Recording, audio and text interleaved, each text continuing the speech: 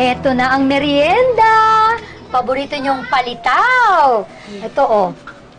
Alam mo, espesyal na galapong pang ginamit ko dyan, nak. Di ba, paborito niyo yan? Salamat po, Nay. Namiss po talaga namin to kasi ang sarap niyo po magluto, Nay. O, teka, pagkatapos ito, anong gusto niyong gawin?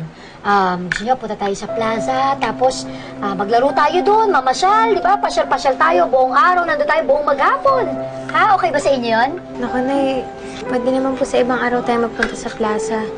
Baka pagod po kayo eh. Maghapon po kayo naglinis ng bahay. Hindi, anak. Gusto ko yun, ha? At tagal kong nawala, di ba? Kaya syempre, panahon na para bumawi ako sa inyo.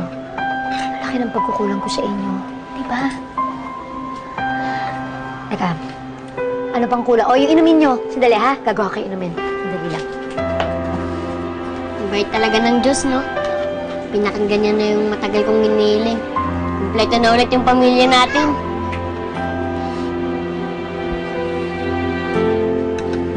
Kain na tayo. Hello, mga bata.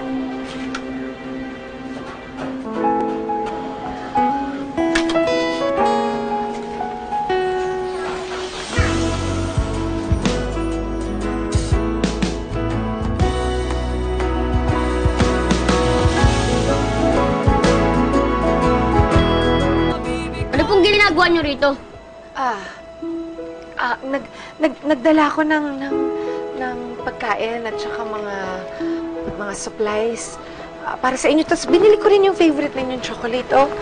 Salamat na lang po, Pero hindi na po namin kailangan yan. Nagmamagandang loob lang naman ako. Naisip ko kasi baka kulang ang mga gamit nyo dito dahil kakalipat nyo lang din naman. Nakaka-insulto naman po kayo. Hindi naman po porkit salat kami sa yaman, hindi na namin kayang alagaan sarili namin. Nabuhay po kami nang wala ka. Kaya mabubuhay rin po kami nang wala ng tulong nyo. Hindi naman sa ganun. Hindi naman yun ang ibig ko sabihin. Sige na mga anak, tanggapin niya na to. Sige na. Ang kulit nyo naman po eh! Hindi nyo nga po kami mga anak! Nandito na po yung tunay na nanay namin, oh! Rita, pasensya na po Pero mas mabuti po siguro kung umalis na lang po kayo para wala na pong away.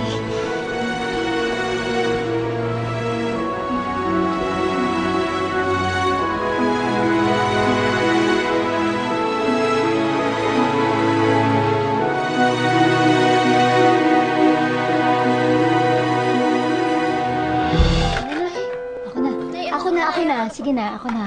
Ako na, anak. Ako na. Rambo, dapat nagdahan-dahan ka man lang makikipag-usap kay Nay Rita. Kitang-kita mo namang nasaktan siya, diba? Ang kulit kasi niya, Kylie. Gusto ko lang naman na mas agad siya.